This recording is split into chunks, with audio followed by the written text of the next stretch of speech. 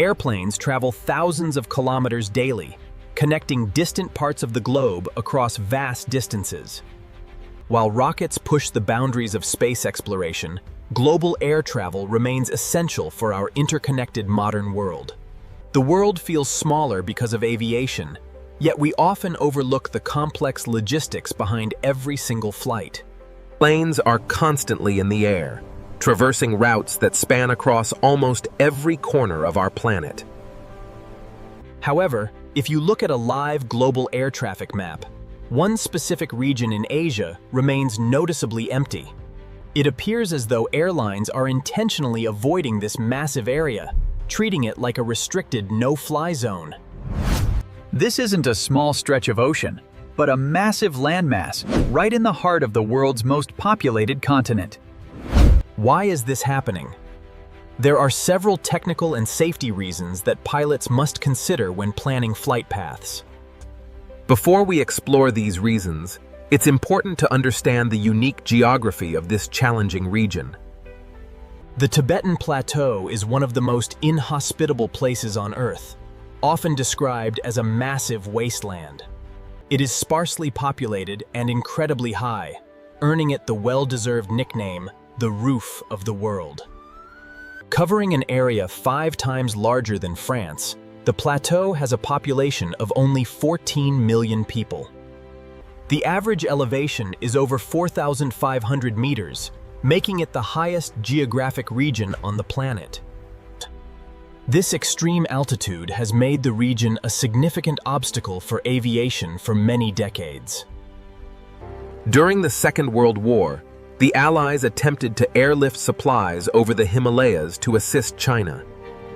The route was relatively short, but flying over the high peaks meant facing extremely violent turbulence.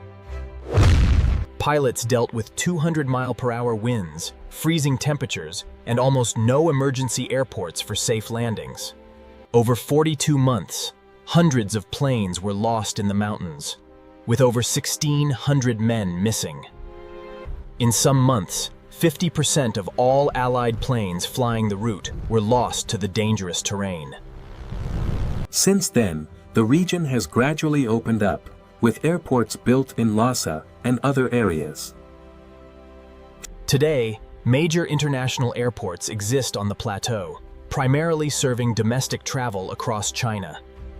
Lhasa and Xining are the main hubs, but they mostly handle regional flights within China.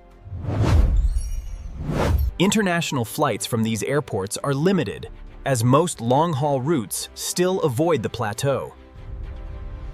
While some planes do fly over, most international routes go out of their way to avoid it. These flight paths clearly show that airlines prioritize safety by avoiding the high-altitude terrain. So, why do airlines still avoid flying over Tibet, despite the existence of modern airports? It comes down to 4 primary reasons that pilots consider during emergency situations. The first issue is the risk during an emergency, like a cabin depressurization event. Airlines protocol requires descending to 10,000 feet to provide passengers with breathable air. Oxygen masks only provide about 20 minutes of air, which is barely enough to descend. Because the plateau is over 14,000 feet high, descending to 10,000 feet is physically impossible. If an emergency occurs, there are very few safe landing spots on the vast, empty plateau.